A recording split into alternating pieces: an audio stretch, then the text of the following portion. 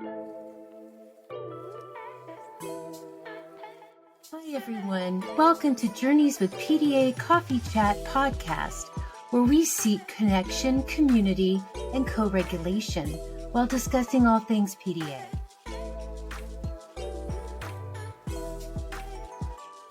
Hey there, this is Heather from Journeys with PDA. Just wanted to give you a heads up for this episode. Sometimes we talk about tough stuff, and this is one of those episodes where we are going to be discussing some pretty serious topics. Sometimes those topics can be triggering to some people. They can be very difficult to listen to. One of the more difficult things that usually comes up when we put these trigger warnings out there is the talk and the discussion around suicide and suicide ideation. So we just want you to make sure that you are taking care of yourself when you start listening to this particular episode. And if you feel like you need to seek out mental health support, we encourage you to do so. Thank you very much.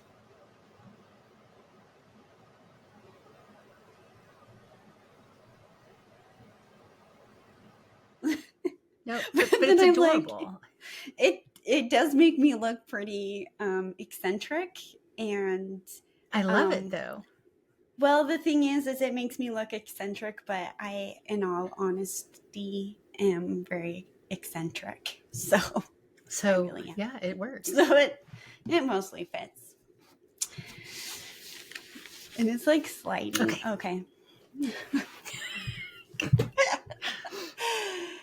Welcome to the Journeys with PDA Coffee Chat podcast. I'm Kerissa. And I'm Heather. Today we are going to be doing an overview and wrap up of our first season of Journeys with PDA Coffee Chat podcast. I'm so excited to get to chat about this amazing season. And we're really excited to have our second season coming in February. Amazing. Yes. Heather, we had a lot of fun this season. We had amazing fun this season. We got to meet some really, really incredible people, which when I think about the podcast and when I think about this season, getting to meet our special guests was absolutely the highlight. That was my favorite part. Yeah, and just in the connections that we've made through, having people in on our podcast to speak. It's just our community just continues to expand. It definitely felt like making new friends. It's getting to know these people, and I think it helps to make the community feel so much more real and authentic, because to get to meet these people across the country, across the world, who are living the same experience, it meant a lot to me. I feel like it grew me a lot to be able to hear these stories and experience it. So we got to start out at the very beginning introducing ourselves. So that was really fun, but kind of pushed us out of our comfort zone, didn't it?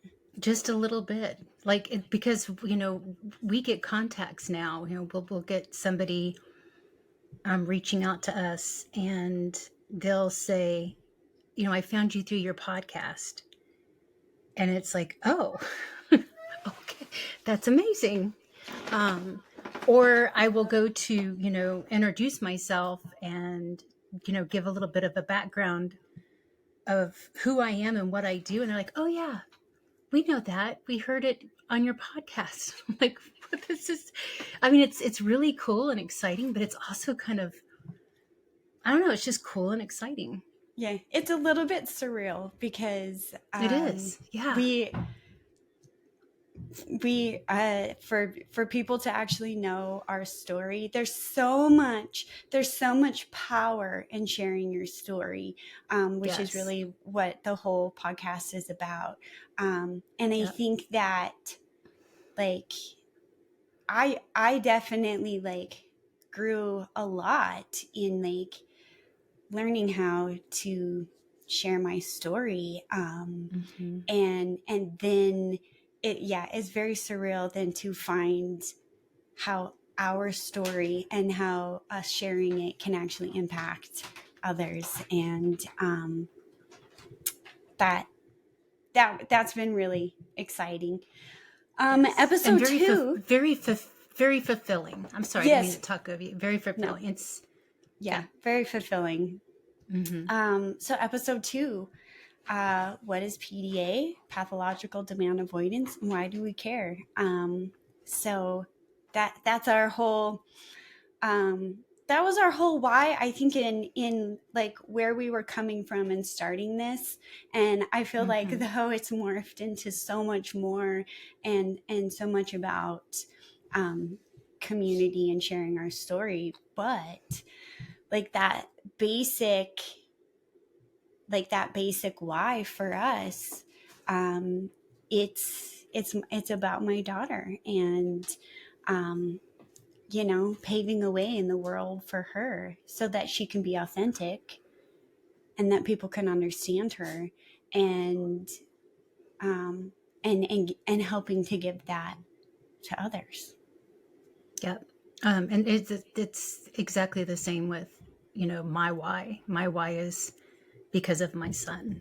Um, and just the joy and the fulfillment we have, raising him, um, and understanding what pathological demand avoidance is within our family, has just taken us to places we just did not ever think we would be able to reach just even 3 or 4 years ago. Yeah. Yeah. Going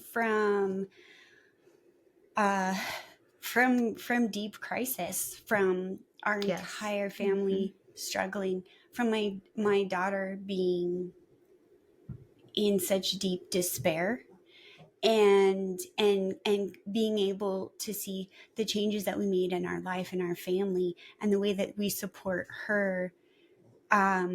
It is mind-blowing, because this isn't what I expected when we Mm-mm. started out, and to see No. her so, um, genuinely happy, and we still have hard days, and Hmm. she still struggles, because this world, isn't made for her, and so it is hard for her, but to see her be in a place of where she is growing, she's flourishing, and that sadness that we used to see in her eyes is gone, and to see her smile and laugh and to be Hmm. curious, Hmm. and to see that change, it's like, how can I not, um, like, scream this out to the world? Hmm. Absolutely. Yeah. I couldn't have said it better myself. So, on episode 3, we discussed the difference between pathological demand avoidance versus autistic avoidance. Um, and I think you were the perfect facilitator for this topic, because you have a daughter who has the PDA profile, and then you also have a son who fits that classic autistic diagnosis. Yeah, and I think that there is a little bit of misunderstanding in, um, like, what is pathological demand avoidance, because, and we hear this all the time, don't we all, like, avoid something? And yes, we every person is going to avoid procrastinate. And autistic people do have avoidance. And my son is highly anxious and he is highly avoidant. But there is a very, very deep rooted difference in what is pathological demand avoidance. And it kind of does come down to that word pathological, which sort of feels icky when we hear that. But it is that all the time, every time, the good, And the bad. in all environments, in all situations. It's not just Right. And that yeah. level of anxiety being so incredibly intense, and that panic so deep and so I don't know what the like how they just like they freeze up and they're like I cannot do this. Right. Because it's so deep within like every cell of their body. And Right. And that's it's a survival instinct. It's a yes. survive. Their brain is telling them that there are threats everywhere, Yes. Which is detrimental threats, and that they yes. go into Yes. that survival mode. And that's where it looks like it is a conscious choice that they are doing to get out of something. I mean, they are getting out of something, that's their whole goal, but it's a trauma response and a survival response. And it has nothing to do with Yes. choice. It has nothing to do with, I'm just going to decide to be naughty today. It's not an oppositional defiance. It is truly a trauma response and a survival instinct.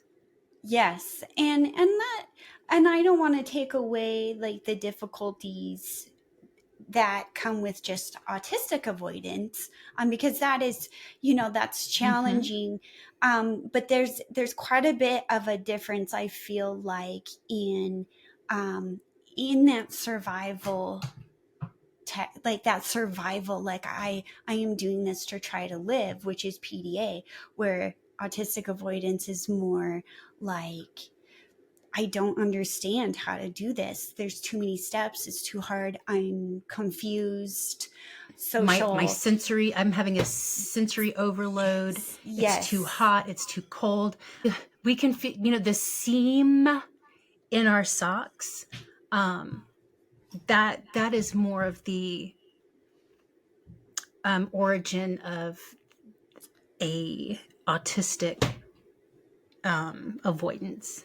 Right. And I always feel like when my daughter is avoiding, and that's PDA, she is, it's a panic attack. Um Mm-hmm. and so we have to go into, how do I support her nervous system? Right now, when my Yeah. son is avoiding, then there seems to be more of a like, we can troubleshoot through this, and there's workarounds, and there's options, and like solutions.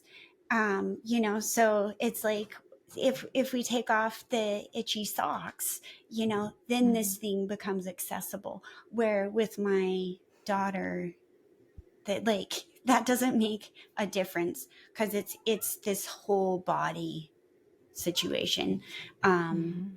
so big difference, super You, important to understand. mm-hmm.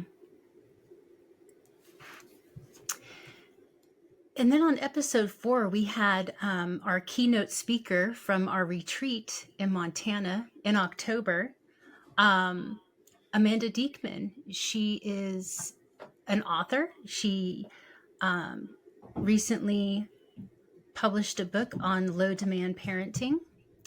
And it was the very first time we had been able to speak with her. But then when she was at the retreat with us, it was another one of those where, we just don't have contacts anymore. We have friends, we have friends that we are building and adding to our community. And she went through, I think she has 4 children. Am I correct with that? Do you remember 4? I think she just has 3. 3, okay. But she just went through the process in a very methodical kind of breaking down, what does low demand parenting look like. Her book even has like a worksheet, a workbook kind of thing that goes with it, that gives you a step-by-step process of identifying, what the demand might be, when does it occur, what are the little, what are the little micro demands within the demands. And I think one of the biggest takeaways from that, it's kind of like switching the parental lens to not so much look at it like, okay, well, this is low demand parenting, I'm just going to take away all the demands. And it's more like, how do we give as much autonomy as we possibly can to our children so that their threat responses are not triggered. Because that is the whole, general concept of what we are trying to do when we say we follow low demand parenting. We are lowering those demands so that our children they can experience more autonomy, and therefore their threat responses are not triggered for them to go into that survival mode. And therefore those very painful expressions of what they're feeling are. One thing that I really, really appreciate about Amanda is she makes this feel very practical. Like it feels like, yeah, I could, like, yeah, I understand. I can't, like, how this is how I could do this in my life. I like how very attainable, realistic, practical she really makes this PDA parenting feel like, because the like one of the biggest things that we hear all the time is so I just let my kids do nothing, or anything they want. I just let them do anything. And so then we're like, okay, no, like that's not it. And so I love that Amanda was able to come in and speak to our community, but also her book that really explains what low demand parenting is. And it is about creating an environment that supports that nervous system, and not it's a free for all and we just let them do whatever they want. So she is such a valuable member of our community, and she's Low Demand Amanda. And of course, we'll link all of her info because she's a great resource. Absolutely. Okay, so episode 5 is No, We Aren't All a Little Autistic. And this is actually the topic that really ignited the fire in us to do this podcast. And so it was actually the first time that you and I got to meet in person, and we got to present at a conference in Denver, and we got to have some really amazing conversations. And at the end, we were talking to some really lovely ladies, and something was said about, like, well, maybe we're all just a little autistic. And Heather had like the most incredible response, the most incredible like explanation for that. And I was like, we have to tell more people this. Like, they need to hear it. And this was the So same group of people that actually said, do you have a podcast? yes. Yes, and I had already kind of been thinking about it, and just I was trying to get through this conference because it was the first very big thing we had ever really done. So I had kind of put it on the back burner, but then there it was. It was the universe pushing this idea out through these second grade teachers. Yeah. Who were having a conversation with us in the hall. Yeah, absolutely. So Heather, tell us. I knew you were going to ask me that. I knew you, and now, and I honestly, we are not all just a little autistic. And I'm going to be honest with you. I can't remember word for word what I said to her. But I think what I did was just break it down in kind of a different way of looking at it. And kind of how it discredits the authenticity. It discredits autistic people in a very ableist kind of way. And of course, if you know me, you've known me for a while, you know that I'm a very blunt person, but I promise you I wasn't. I was very nice in how I, described this and tried to communicate this, but I was blunt. I mean, it's, I said, it's just not, you're discrediting and you're taking away from the authentic autistic experience and what it is like to be autistic in this world. If you say we are all a little autistic, yes, we all might have traits of avoidance. We might have a trait of having some, a social communication disorder. We might have this trait, we might have that trait, but autism is a global disability. It encompasses all of these things. So when you say, well, I think I'm a little ADHD. I think I'm a little bipolar. I think I'm a little this. I think I'm a little that, or this.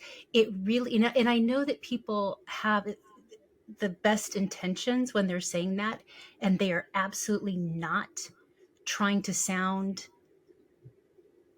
maybe the way they're coming across, but it really takes away, it chips away of what the authentic experience of being an autistic or a neurodivergent brain in the world of neurotypical people.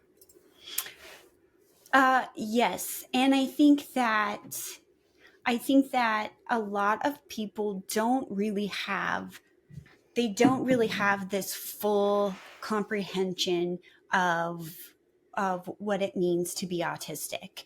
And so then they only know kind of bits and pieces. And I think honestly what happens is they see these bits and pieces and they can identify it and they go, oh, I can see that in myself.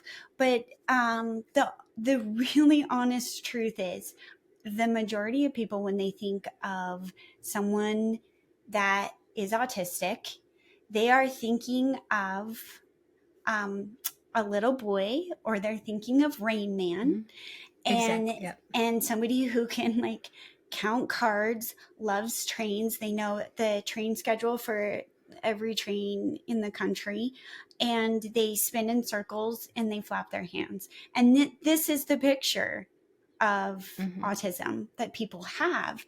Or they think all autistic people are completely nonverbal, and so because that is the general picture that is sent out,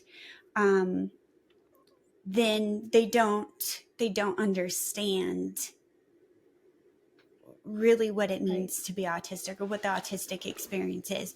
So you can be an autistic woman who has a family and kids and a home and a job and is a mother, and who can talk a lot, and I'm still autistic and all of these things. And I think the other thing is too, is people start to see these characteristics and they recognize it in themselves, but they're actually, I think, afraid to even say, could this mean that I am autistic? And it's easier for them to say, well, maybe just a little, but not like Maybe all just the a way. little. Right, And right. And going back to, I wanted to just touch on your examples of what a lot of people think autism is and what autism looks like. Those characteristics that you put out there are absolutely beautiful representations of autism in themselves. You've got that hand flapping. That's sensory regulation. That's nervous system regulation. That's what that represents in such a beautiful outward way. The counting cards, that mathematical, beautiful brain way of thinking is amazing. Um, Being nonverbal, or having the echolalia where you're repeating the same things over and over again. Those are authentic representations. And if we have looking, I think you have disclosed that you are a diagnosed autistic yourself. And I yes, think about your stems, I say that I suspect I'm autistic. I don't have a formal diagnosis, but your stems are just as valid as those beautiful babies, those beautiful people who are having the really large outward expressions of stems. Like, yours are just a little bit more, they're not quite as gross motor. I I'm thinking, absolutely. yeah. Yeah, because I'm doing this right now. So this Mm-hmm. is my stem. Mm-hmm. And that even goes into a lot of my autistic characteristics, have been uh, pressed down and Mm-hmm. internalized, Mm-hmm. because it wasn't recognized. And honestly, I probably would be a bigger stimmer, had I been given the freedom, you know, to be able to do that. And you're right that those pictures of that we imagine and we associate with autism, um, these are still very incredible people. Some of my favorite like Instagram stories will be an autistic person who cannot speak, and then they are given um, technology. And I just watched one where this boy had he didn't speak, and they were like, yeah, because there's nothing going on inside his mind. And Mm. so and I think it was his parents and someone else, they were like, no way, like there's more to this person.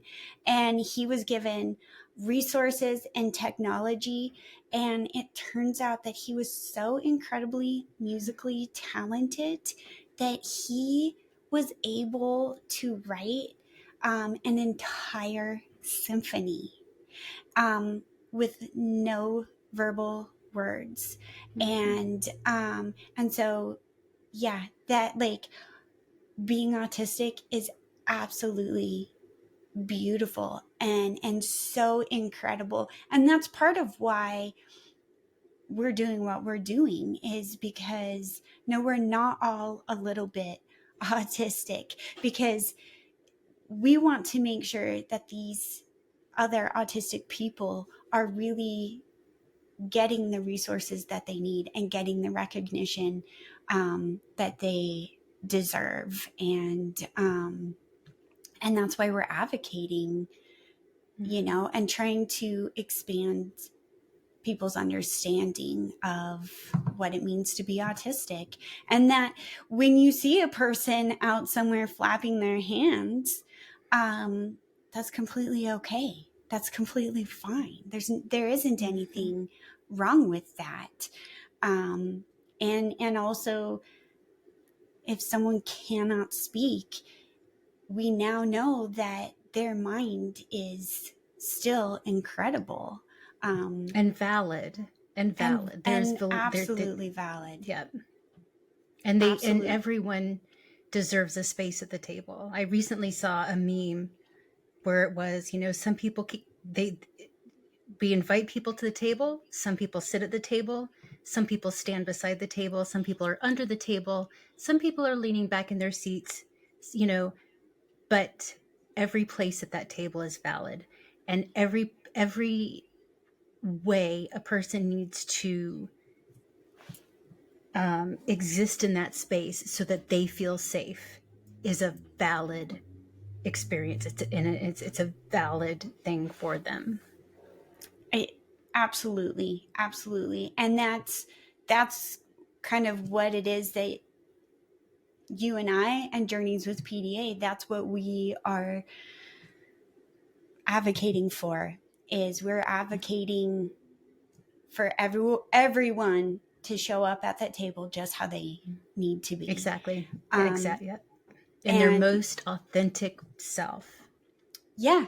And especially for our PDA, the PDA community, like that's going to be a really hard place for them to get to. So what can we do to make sure that they still have that space as well? And we take away the shame. Yes. For not acting neurotypical. We take away that shame for them. That yes. They are just as important and just as valid. Yes. Okay. I'm starting to feel a little soapboxy, so let's just go on to the next. If it's okay, let's just go on, because Heather's starting to get riled up, and I don't know why. So, because we care, and we're so passionate. You're right. It is the passion. It's not anger; it's passion.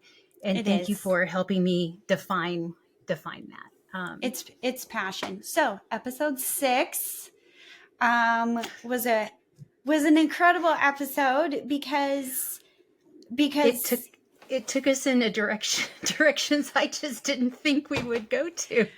But it was great. That's what made it so incredibly beautiful. So episode 6, we had Laura Kerby. And Laura Kerby, before the podcast, was already a dear friend of ours, somebody who's made an incredible impact on the PDA community. And then just even beyond that, just such a lovely person altogether. This episode was so incredibly fun. It was a lot of fun. We were talking about she is a diagnosed ADHDer, as am I. She highly suspects that she is autistic, as I do. And we just talked about special interests and what our special interests were and why they were important. And how they were how they regulated us and our nervous systems and made us feel safe. And then we started discussing our special interests. Kerissa, you want to remind people what your special interest is? Yes. So if you're watching on YouTube, you can actually peek back here right behind me. I have my special interest back here. So I have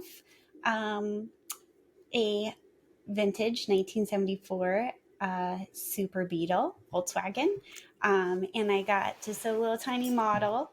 But I have the real deal. I'm obsessed with my car and I absolutely love it. I also love flamingos because they're pink, and pink is a special interest, which, yeah, a color. You can be obsessed with the color, and it brings me so much joy. And then I also have a Barbie, which was a sweet gift from a dear friend, because I absolutely love Barbie. I've had a special interest in Barbie for as long as I can remember, which is very interesting because Barbie is considered a very typical interest for girls. Mine was not just an interest. It is a very intense special interest. But that was one of those things where, because my special interest or obsession was considered very normal or acceptable for a girl, I wasn't really, as a child, I wasn't viewed as having, an autistic special interest. So we now know, though, that it can be things that are, I guess, feel typical. Of course, I definitely took it to the extreme, and I still love Barbie. And when I got to see Heather at our retreat, she surprised me by getting the whole Journeys team matching Barbie shirts. And Heather and our other teammate coordinated to take me to the Barbie movie. And so this is just like the most incredible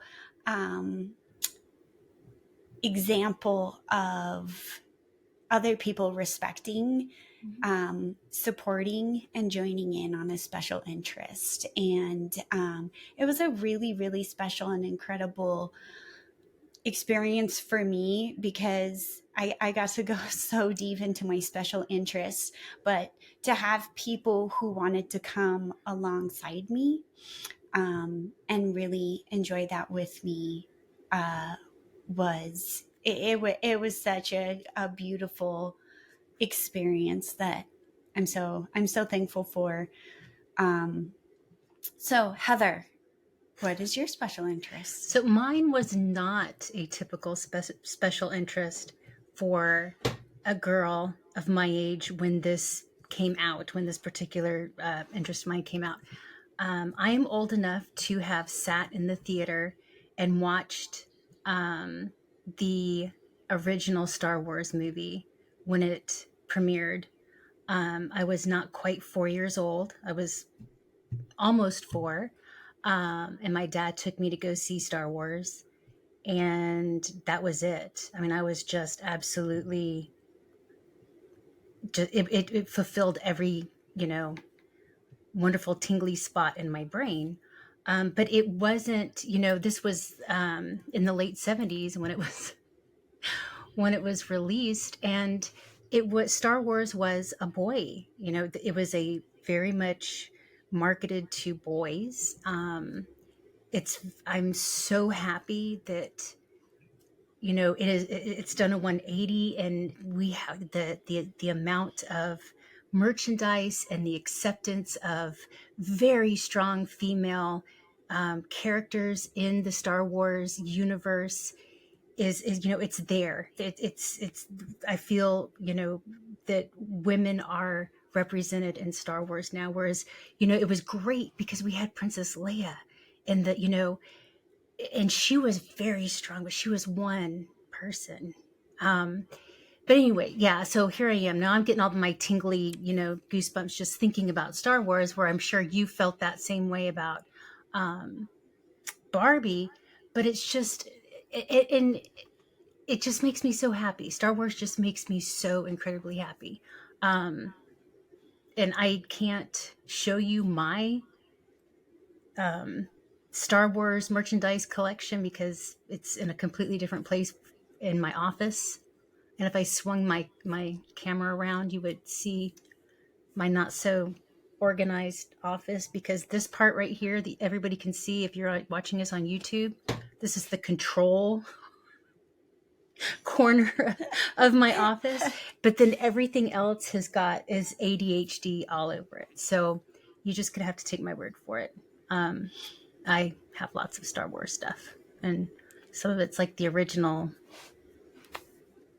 toys and stuff from when it first was released. And so we always have a great time chatting with Laura. Her special interest is doll houses and miniatures.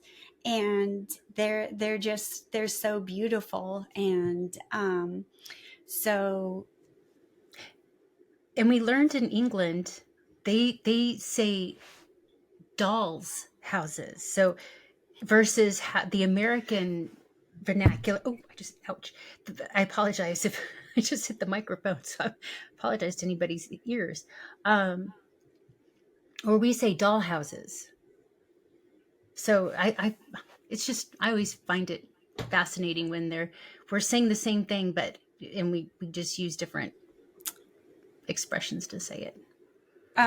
Laura is located in the UK, Oh, and she is always excited and willing to teach Heather and I new things, and we love getting to explore and learn.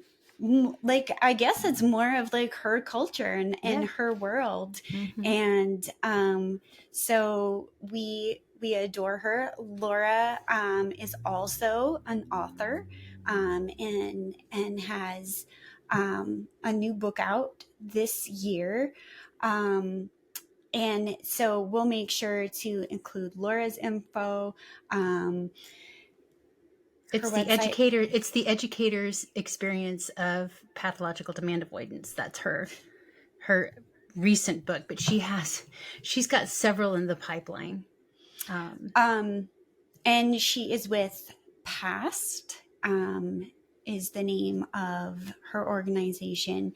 And we had a blast just chatting and having fun, Mm-hmm. because it's always fun to get to chat about your special interest and get to tell someone about it.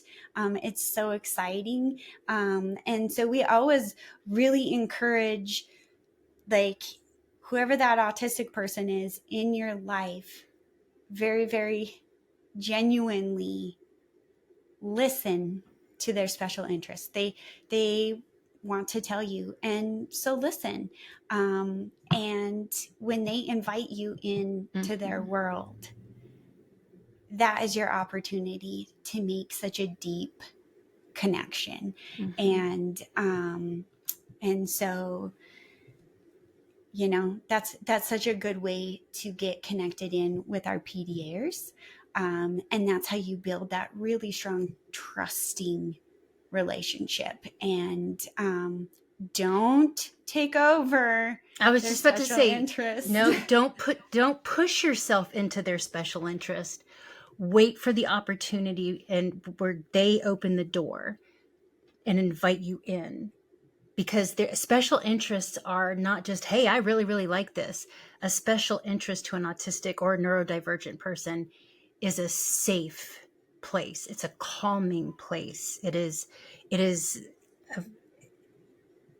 a sacred place for an autistic or a neurodivergent person. So Yes. don't exploit it. Don't exploit it. Don't make worksheets centered around their special interest to think that they're going to enjoy doing schoolwork. That won't work. And they will be mad at you. So, Because you're taking away their safety. You're taking yes, away their safety. Mm-hmm. yes. Be an active listener, and follow their lead, follow their direction. And that's how you can connect with Right. special interests. Mm-hmm. Okay, episode 7. We had Michelle Graves, and she is Homebody Michelle on Instagram. We met Michelle really just through Instagram. Mm-hmm. And if you don't follow her, make sure that you go find Homebody Michelle, because so she has a PDA family, and the way that they navigate their whole life, their whole family, it's so I don't even know the word. It's so like calming and soothing Mm-hmm. to me. Mm-hmm. And it's hard to explain because her just like how real she is and just like how they live their lives just for them brings comfort to me. Mm-hmm. And it, I think it brings like a reinforcement in like, okay, there's somebody else out there, like there's other people out there that are living this whole PDA flow life, doing it differently. But she's also honest, Mm-hmm. which I think is so valuable. One of the things that she said in the episode, or that she talked about, is that you can't meet every single person in your family. You can't meet everyone's needs all the time equally. And wow, like it Mm-hmm. felt like almost a weight was Right. lifted. And it didn't come from a standpoint of, well, you only put out, you know, the hottest fire when it occurs.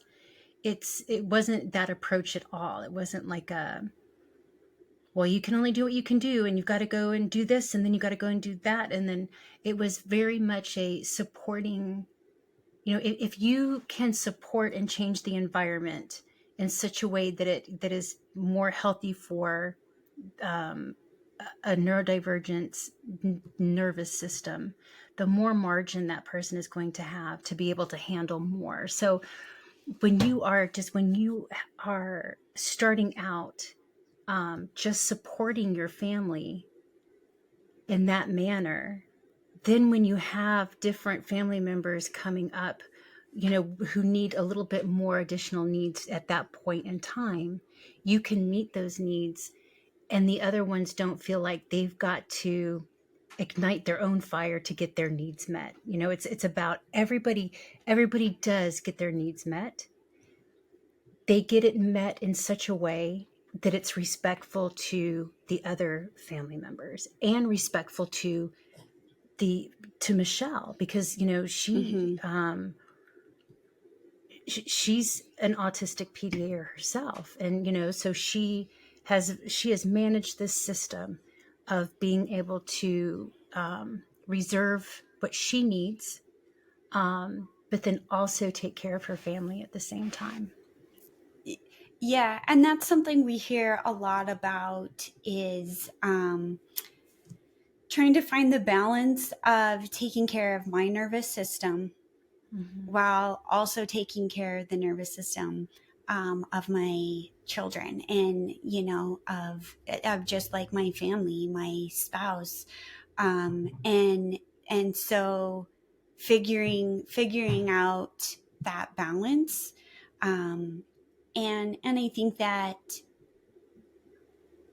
like like sometimes I'm just like, I'm gonna mess up, I'm not gonna get it quite right, like I'm not, but that, like, that's okay, you know, because, and then we're just going to keep going and we're going to Mm-hmm. repair and we're going to try again. And so I think that was like lifting a weight off of me, because I think we hear a lot about, well, if I'm taking care of my PDA child, am I neglecting my other one? And so she's very much about, you know, meeting everyone's needs differently, Mm-hmm. and also what you might put in place for a PDA child is actually still good for the other children. Yep. Yes, Um, exactly. Yep. and so it kind of, I don't know, it kind of lifts that feeling of like, am Guilt. I neglecting? Mm-hmm. Yeah, and guilt. So, and so now also we didn't know her really before, but now, we do consider her a friend and very valuable member of the PDA community, and glad to have her with us. Mm-hmm. And then we got episode 8. We received a message through Instagram from Suzanne Gunn. And she is from the Motherload. I'm going to say this wrong. Is that her handle? I'm not an Instagram girl. I don't know how to explain this. It's so you can find Suzanne on Instagram, and so you find her. It's themotherload.nd.sleep. Thank you. She is a neurodivergent sleep specialist. And she contacted us asking if, we would be interested in having her on our podcast to talk about sleep, because that is one of the top issues that families come to us with, is sleep. And there was so much to talk about that we actually had to split it up into the sleep part into 2 different episodes. But I just found it validating that, or just knowing that my sleep is not, it's not typical sleep because I don't have a typical brain, but I understand the physiology now of why I sleep the way that I sleep. So Suzanne has PDA children, so she is very, very familiar with PDA and the life and the burnout that can come along with PDA, and being a sleep specialist. She was able to give us like so much of this science, mm-hmm. and like how our bodies are created and how we need sleep. So much of it was fascinating because there is like all this scientific, neurological on how we sleep, and so it was really interesting to get to learn all of this, mm-hmm. and to also to get to hear that a neurodivergent brain is going to sleep different. And so like when I was thinking about, and Heather and I have the same experience with our PDAers, mm-hmm. when they were babies, infants, and triggered, and like triggered. I'm sorry.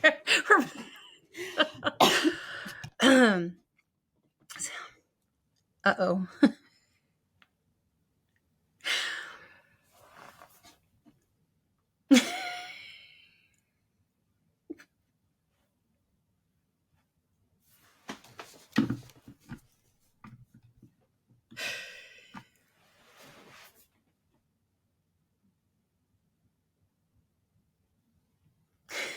Are you crying? I'm so sorry.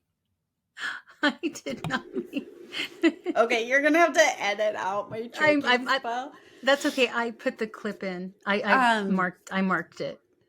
I laughed so hard I choked on my spit. We probably should just leave that in there because that feels like this is just the wild life that we live. Just like randomly choking all the time. Okay.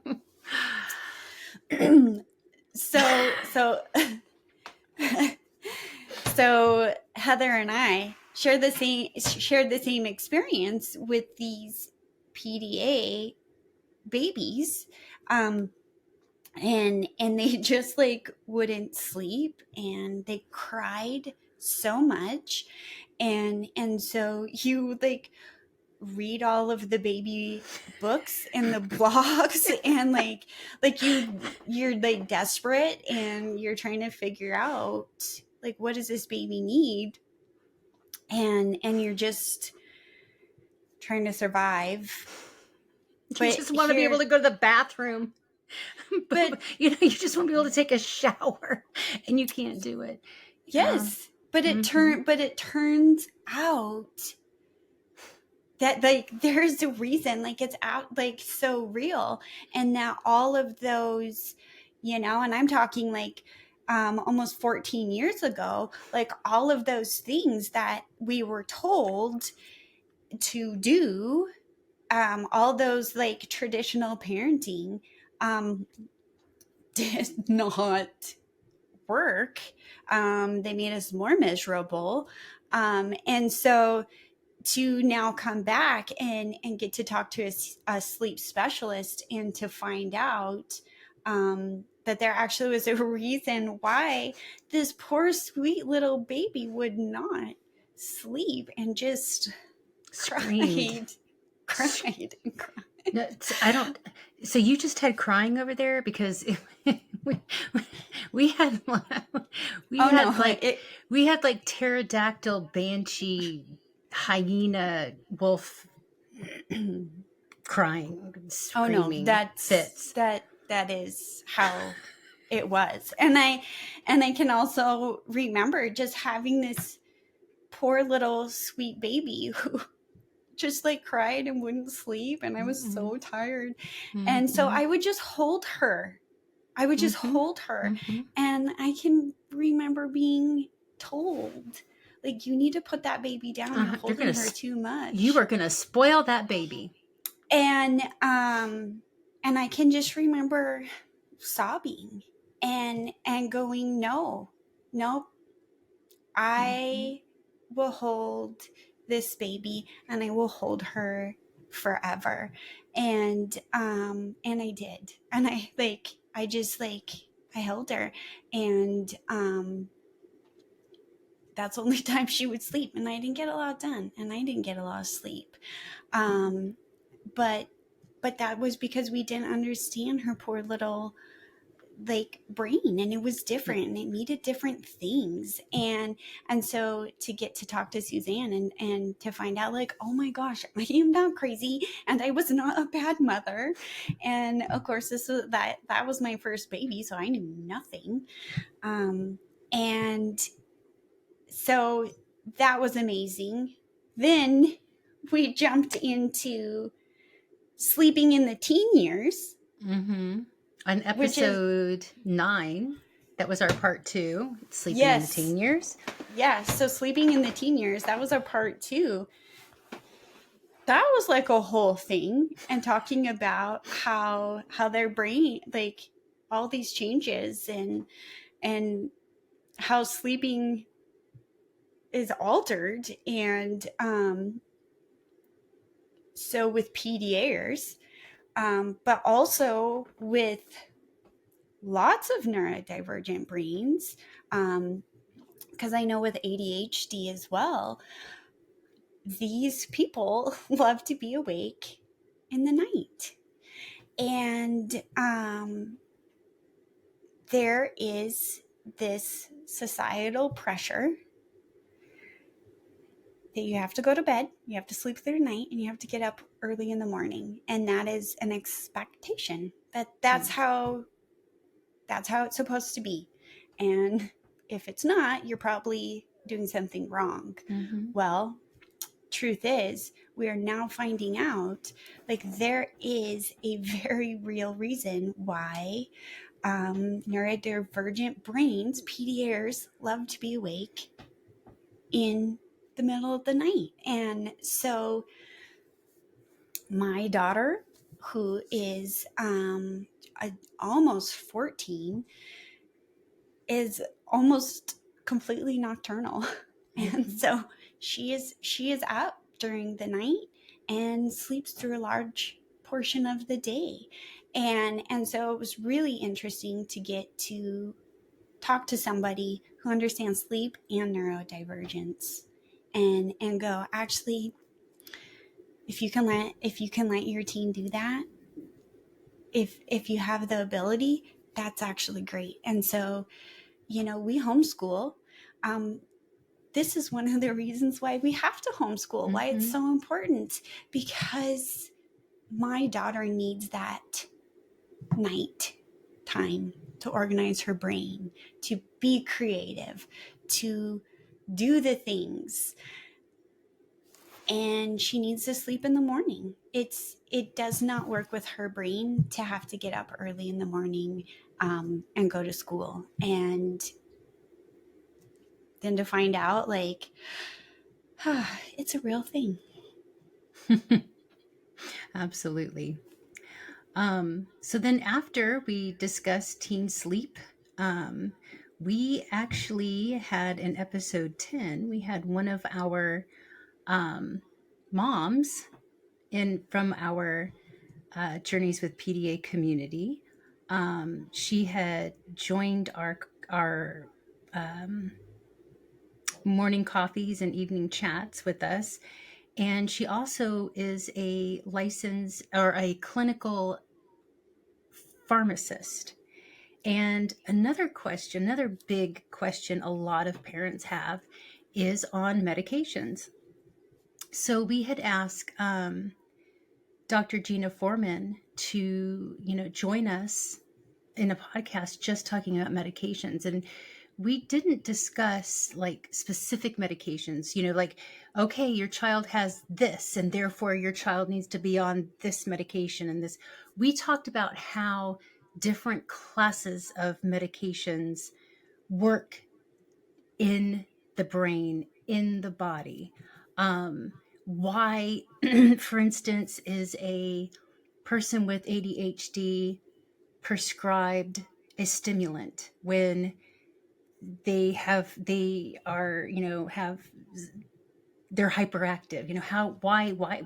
How does that make any kind of sense? We talked about the different ways that medications work within the body and why one might not be the best for this, or one might be better for that. I personally learned why I should not be taking my iron supplement at the same time I take an acid reducer. Iron needs acid to work correctly in the body. So there was all these amazing, being able to, Jena was really able to talk about medications in a very non-medical, average person way. So it was very, very digestible. There's a lot of science involved in that, as well as like how your body metabolizes, meds, and learning that different meds are metabolized a different way, and like why one thing doesn't seem to work. I really enjoyed it because I felt like I really got to ask all of those questions that like you're kind of too nervous or embarrassed to like ask your doctor or the pharmacist.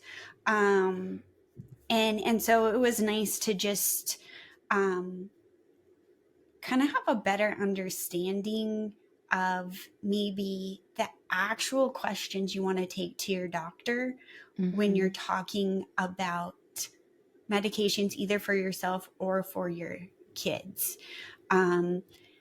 Also, super valuable in your pharmacist. They have a lot of really helpful information. And when you have questions, call the pharmacist or stop in and talk to them.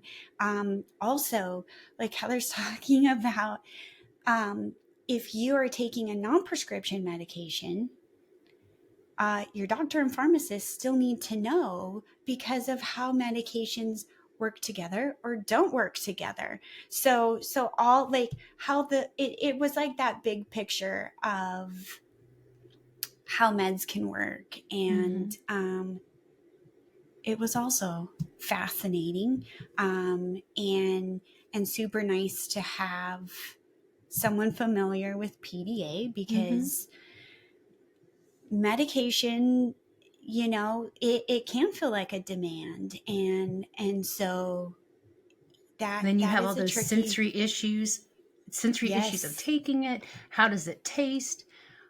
What are different formulations that, that we can maybe explore to try to get the medication in the body?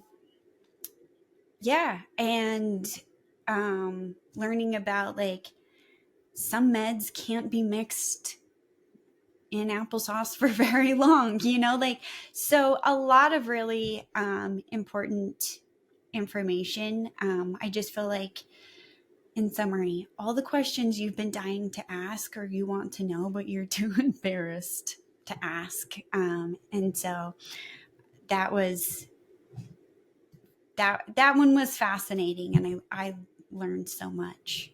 And then we had we actually did have two parts of the conversation with Dr. Gina Forman on medication, but we split them up a little bit. So our next episode that we had was again with Suzanne Gunn, and this was a very important and very emotional episode to talk about, and to listen to again.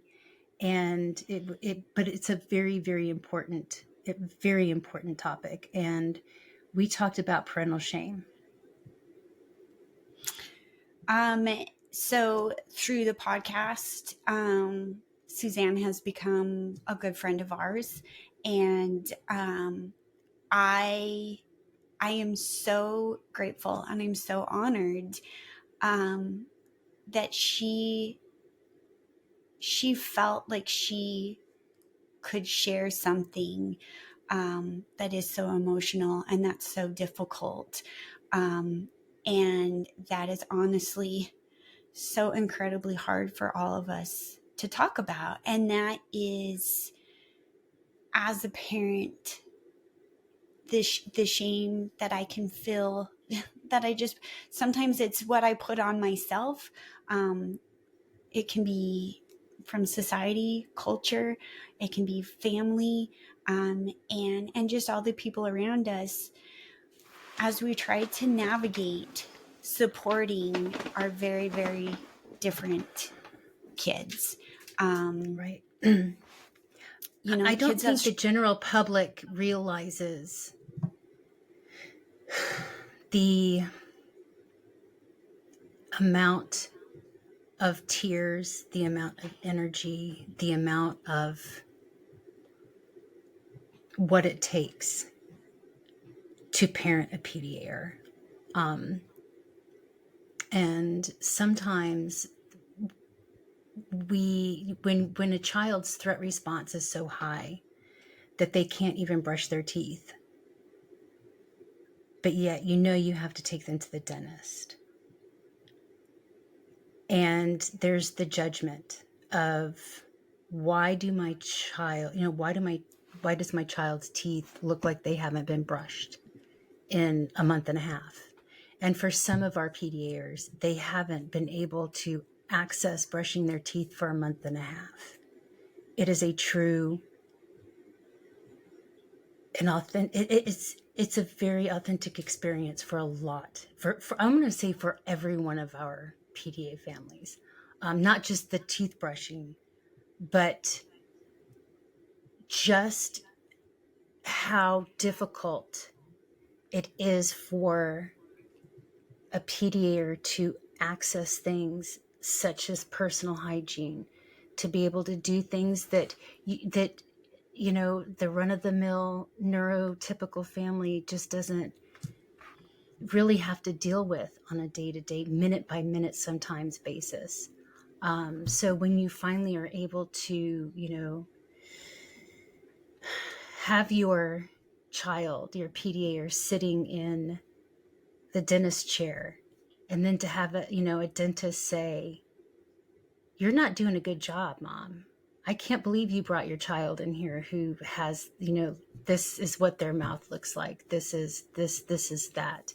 And then sometimes there's even that threat of, and this certainly was not in Suzanne's, experience. This is just coming from families that we have worked with. There is the threat of having, outside government services come in and investigate, and they just don't. And I'm all for,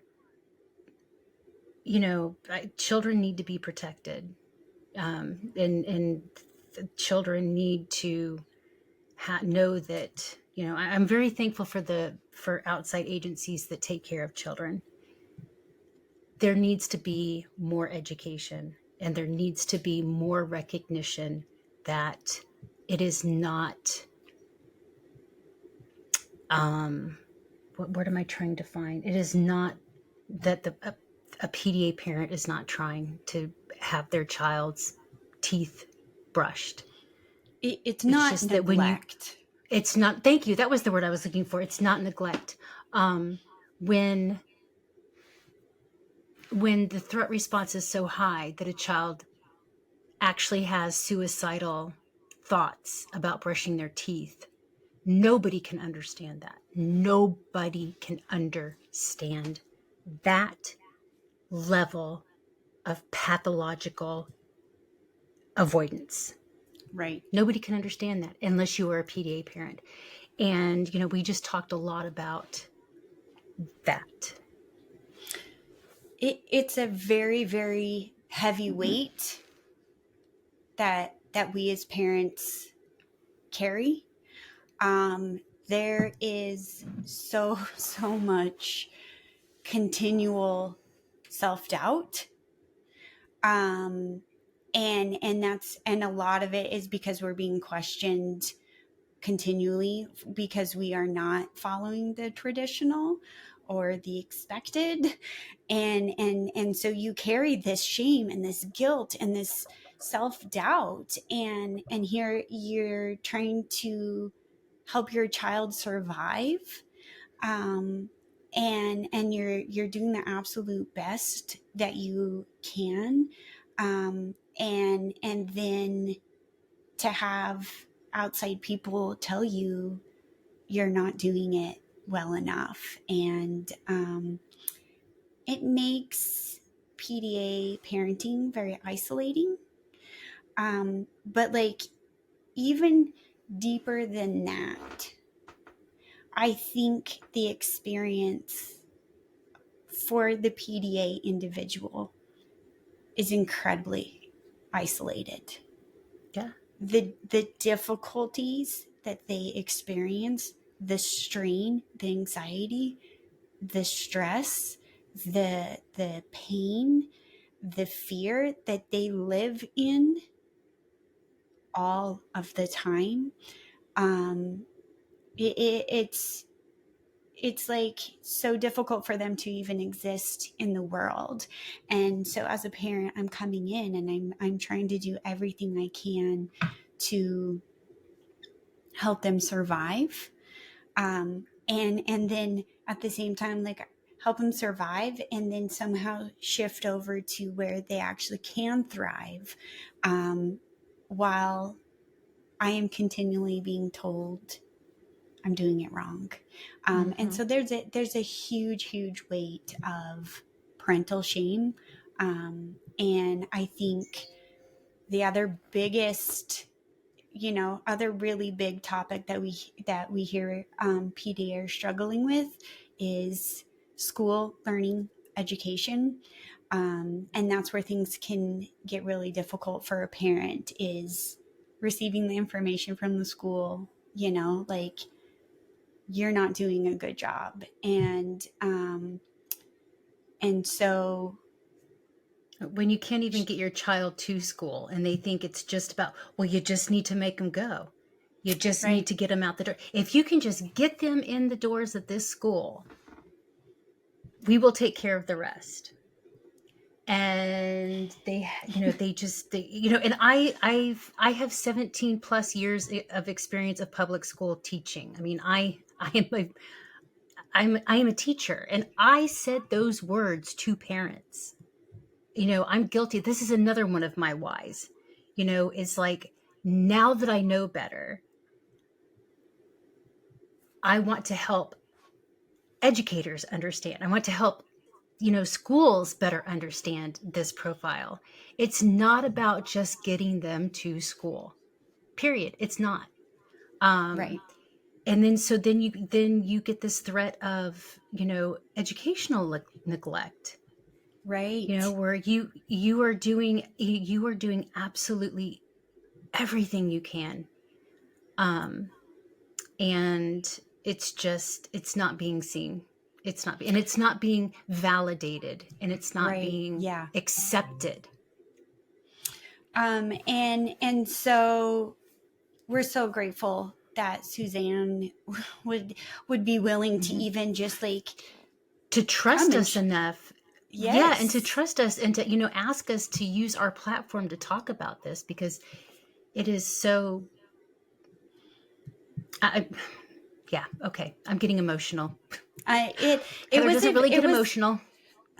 it was a very emotional Mm-hmm. episode. But we need to hear other people's story. And so we can connect with them. Mm-hmm. So episode 12, that was part 2 with Dr. Jena. And we dove even deeper into meds, and how they work in our Yep. body. Yep. And we had a very important public service announcement that I would just love to um, reiterate, because it's something that's near and dear to my heart. There is such thing as something called Tylenol toxicity. And, if you are going to take over the counter Tylenol, or over the counter really any kind of medication, please make sure that you understand what that particular medication may have in it. There are cold medications that have acetaminophen in it, which is Tylenol. They're just it's in so many medications, and it can really, if you overdose on Tylenol, it can really, really affect. Um, it can affect you. It can affect your liver.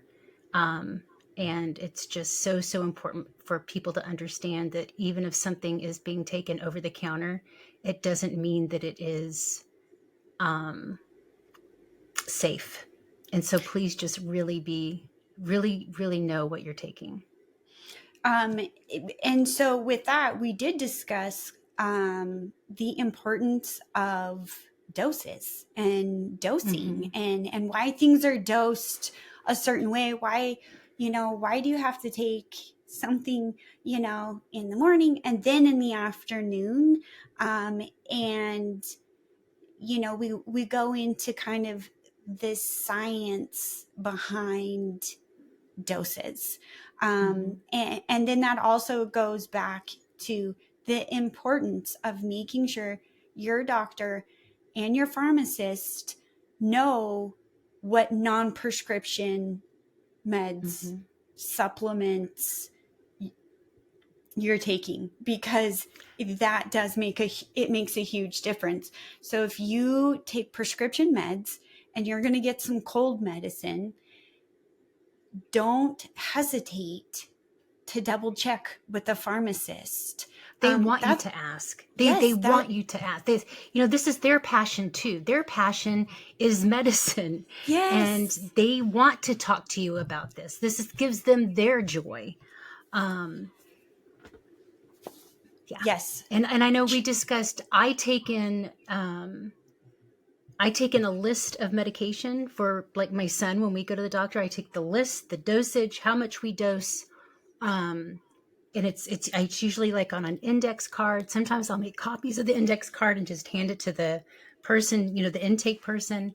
I also keep it a copy of it in my wallet, so it's just always there. I know there are apps on phones that you can do that, and I think, Kerissa, you take like a photograph, don't you? Take photographs of. Yeah, Mm-hmm. I will just take a picture of the actual prescription bottle. But this also includes any kind of vitamins you're taking. Mm-hmm. And Yep. and so I will just snap a picture of all the things, and then either the doctor or the nurse doing the intake, I like will just hand them my phone. um, so this also ties back into um, my brain and how my brain works. And because I am autistic, but I am also dyslexic, um, there is a very, very high chance that if I were to try to write it down in a list, that I would do it Mm-hmm. incorrectly. And because it's so incredibly vital, I don't risk writing it down. And the thing is, um, that doctor and that nurse, they are so happy Mm-hmm. to get to Yep. see that, and to have the absolute accurate information. They are not thinking that I'm a weirdo because I handed them my phone with all of the pictures, because they want the Mm-hmm. accurate information. So if you can write a list, if you need to take pictures, um, also, I have, because I've maybe been in a rush, um, or just like executive functioning difficulties, Mm-hmm. I Mm-hmm. will throw the actual bottles in my purse. And when I get Absolutely. to the doctor, I will like unload them. Yep. Yep. Um, so whatever it takes for you to be able to give your provider full, accurate information, because it all matters. It all intertwines. Timing matters. Dosing matters. Do you have empty stomach, full stomach? The whole thing matters. And if you don't know, these people are absolutely happy to help you and tell you. Mm-hmm. Like, Yep. They would that rather does you not. do it. They would rather Yes. you bring a purse full of medication than you not and have something missed that could Right. cause irreparable damage that you're just going to have to, I don't want to say deal with, but you just be safe. Be safe out there, Yes. people. Absolutely. Um, So super valuable information there on medications. There's so much to it because it is complex. We did break it down into 2 episodes. So make sure that you listen to both episodes, because there's so much good there. So episode 13 was kind of, I guess, the end of the season. And so we brought in um, a good friend of mine who is a licensed clinical, I can't remember what the P stands for. It's LCPC. She is a therapist, Tricia Wagner.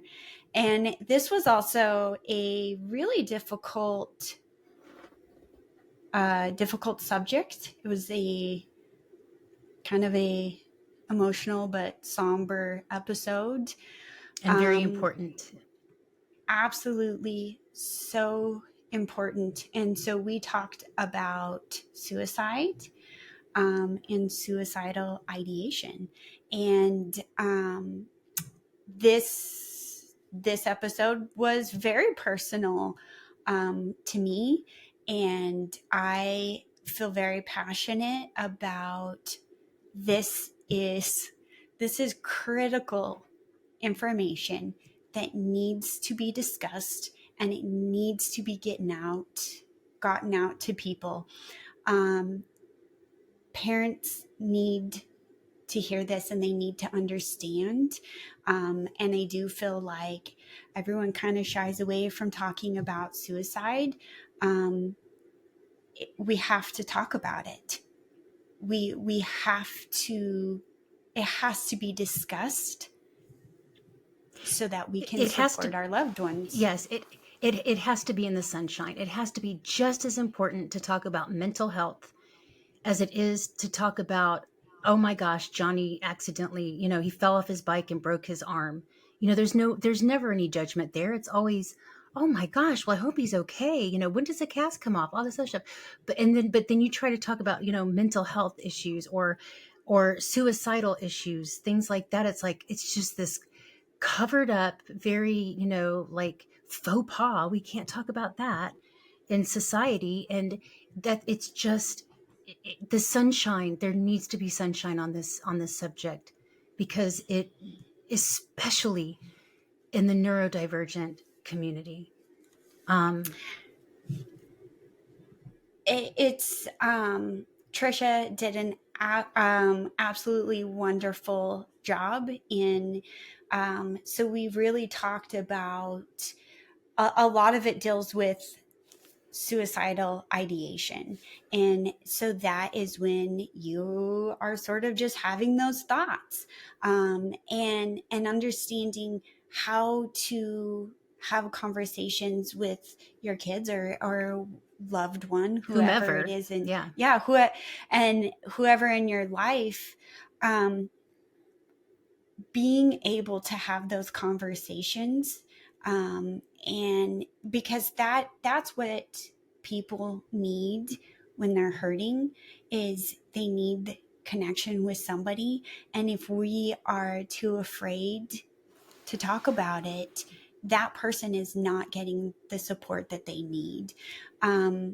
So really near and dear to my heart is having either of my children very distressed, in pain, they're hurting, they don't know how to express what they're feeling, they don't know what to do with it, they're overwhelmed, and so they go to, I don't want to exist right now. Mm-hmm.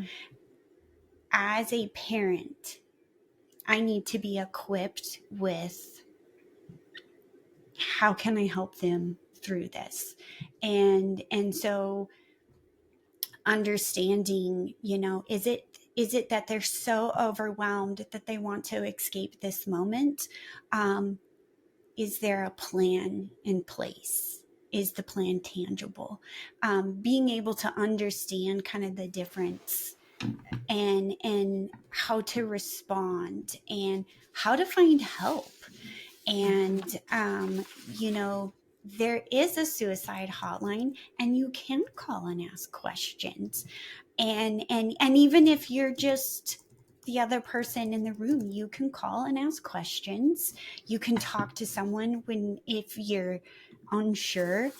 The person that is having the difficult feelings, they can talk to someone. And so,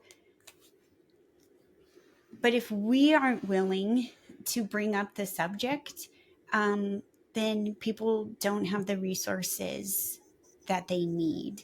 And also understanding what resources are available to you before you're in a crisis. Mm-hmm. So, is there a crisis team where you live?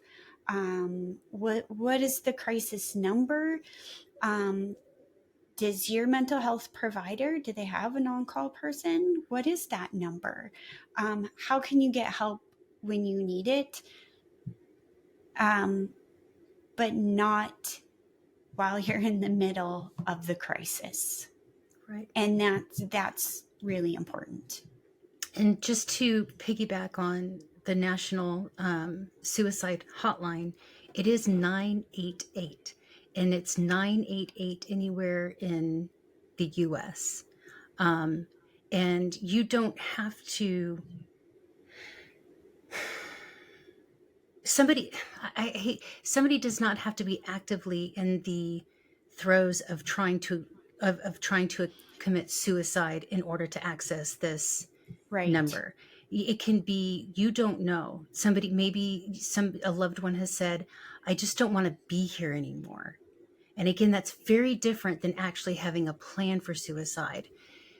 But this is a number that they want you to access, because the other person on the other end of that line will help you assess, okay, is this person actively trying to commit suicide, or whatever the situation might be for what you are, what is happening to your loved one or you. you know Call this, you're feeling, Absolutely. this is for you, this is there's no judgment, there's nothing. The people on the other end of the line would rather have 100 phone calls where somebody was not actively suicidal than take a phone call and it's been too late. Right. Yeah. Right. And so Tricia also talks about how to develop or put together your safety plan.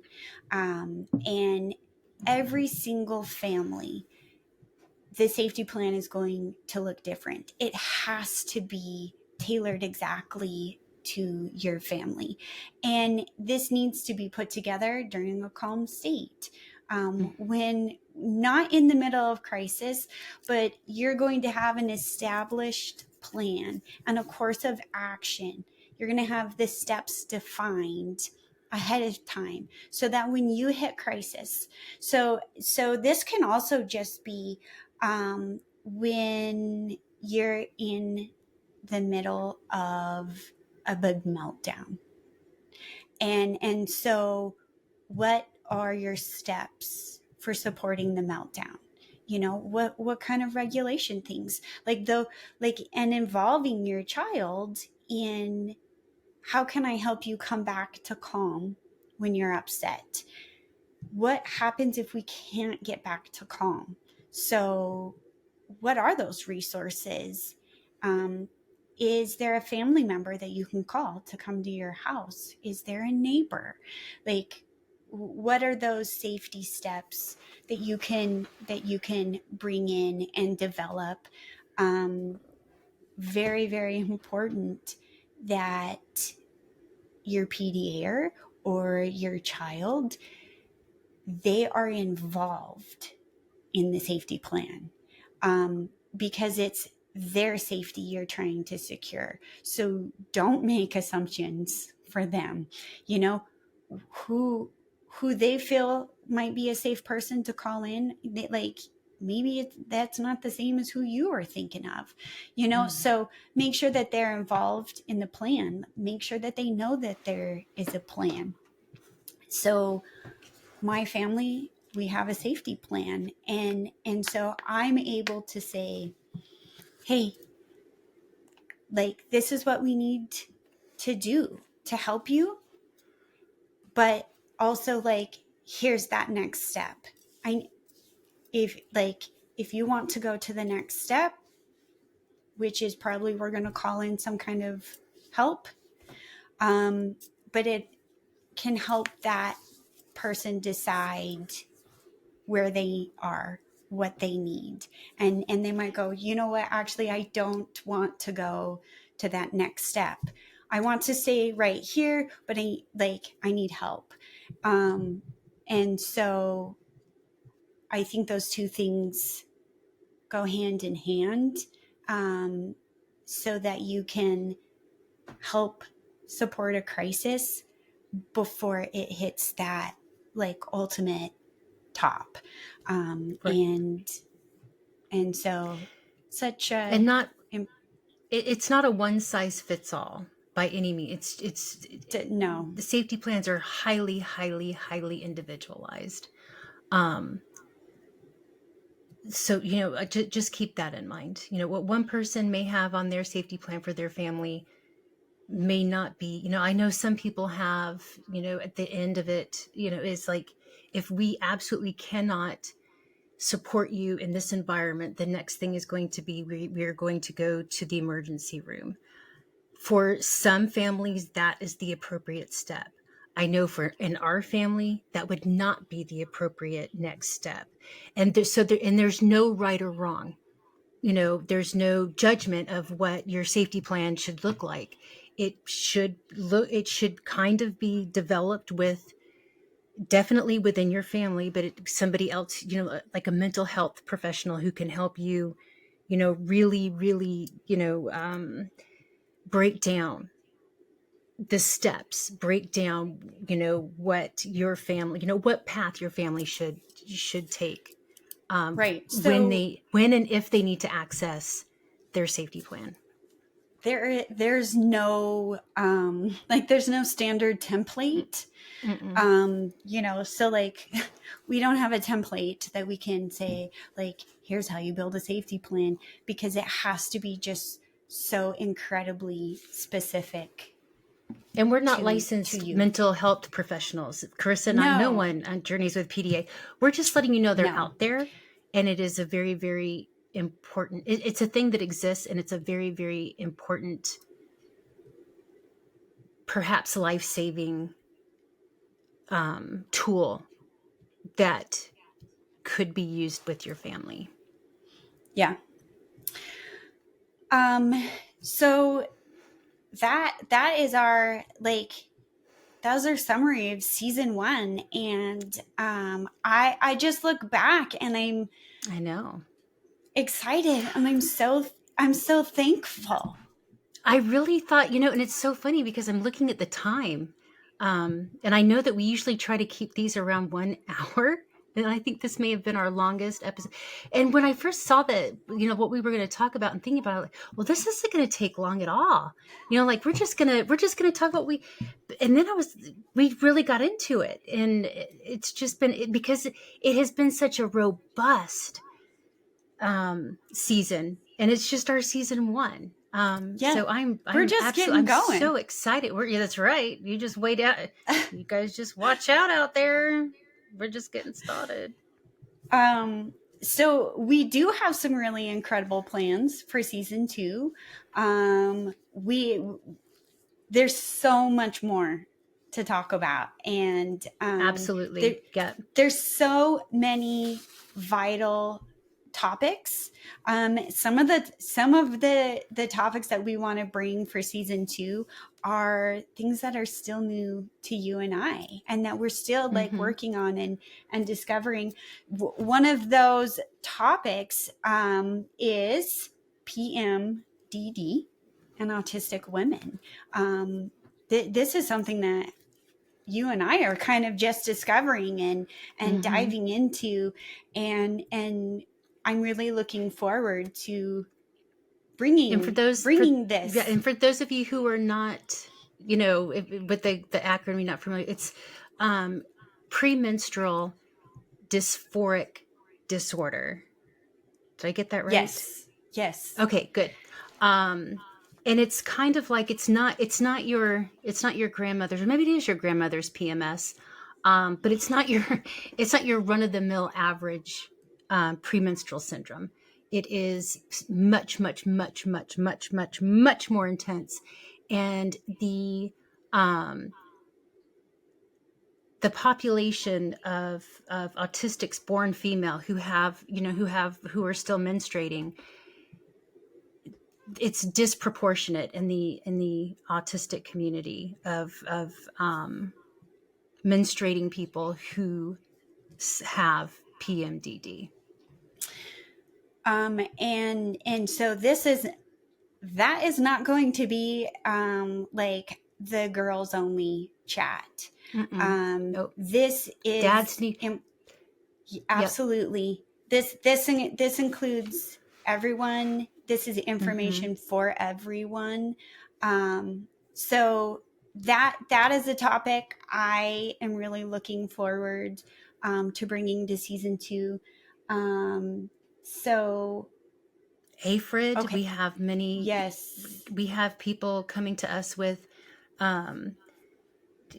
eating, their children just cannot access food. They cannot. It's a sensory issue. It is part of being autistic. It is part of being not AFRID, but having those sensory issues.